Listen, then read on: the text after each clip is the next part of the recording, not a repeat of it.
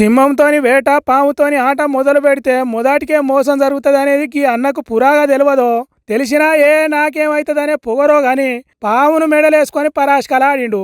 నన్ను చూడు నా అందం చూడు అని దాంతోనే ఆటలాడిండు. మంది చూస్తుంటే ఇంకింత ఎక్కువ ఏతులు చేసిండు. వీడియోలు తీస్తున్నారని విపరీతం చేసిండు. అదేమన్నా ఆట బొమ్మ దాంతో సై ఆటలాడటానికి? నెత్తి నిండా విషం ఉన్న నల్ల నాగు పాము అసొంటి దాని చేతులకు తీసుకున్నాడే సాగు నోటే తలకాయ పెట్టినట్టు. అట్లాంటిది ఈ ఏతుల వెంకటయ్య మెడలేసుకొని మెడకాయ మీద తలకాయ లేని పనులు చేసిండు.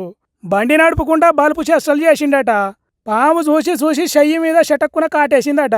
ఇంకేమున్నది, దవాఖానకు తీసుకపోతే దాతు కొట్టుకునుడు లేదు, ఏమి లేదు, సీదా దహన సంస్కారాల కాడికే తీసుకపోన్రి అన్నట్టు చెప్పిండ్రట డాక్టర్లు. ఏమిటికొచ్చిన ఏతులు చెప్పుండ్రి. అడగోలుగా పానాలు బాయన మధ్యప్రదేశ్ రాష్ట్రం గునా జిల్లా రాగేగడ అనే ఊర్లు ఉండే దీపక్ మహాబార్ అనే గీ మోతవారి ఎక్కడ పాము ఉన్నదని ఫోన్ చేసినా ఎమ్మటే పోయి దాన్ని బట్టి అడవిలో వదిలిపెడతాడట. అట్లనే ఓ కాడ పాము ఉన్నదని ఫోన్ రాగానే బండేసుకొని పొయ్యి పట్టిండట. మరి దాన్ని చూడంగానే ఎందుకు మెడలేసుకోవాలనిపించిందో, నా అంత మునగాడు లేడు అని ఏతులు ఎందుకు చేసిండో, తన కొడుకును బడి నుంచి తీసుకురావాలని ఫోన్ రాగానే అట్లనే పామును మెడలో ఉంచుకొని బండేసుకొని వెళ్ళిండట. నడిమిట్లా బుడ్డోని ఎక్కించుకొని ఇంటికి పోతుంటే పాము సందు చూసి సటుక్కున చెయ్యి అందుకున్నదట. ఏమిటికొచ్చిన పంచాది చెప్పుండ్రిది. ఎవడన్నా యముని అంట పెట్టుకొని తిరుగుతాడా? ఈ దిమాకు లేని దీపక్ మహాబారు అట్లనే చేసిండు కాబట్టి పాము కాటుకు పానం పోయింది. ఇప్పుడు ఈ వీడియో పొట్టు పొట్టు తిరుగుతున్నది సెల్లులల్లా.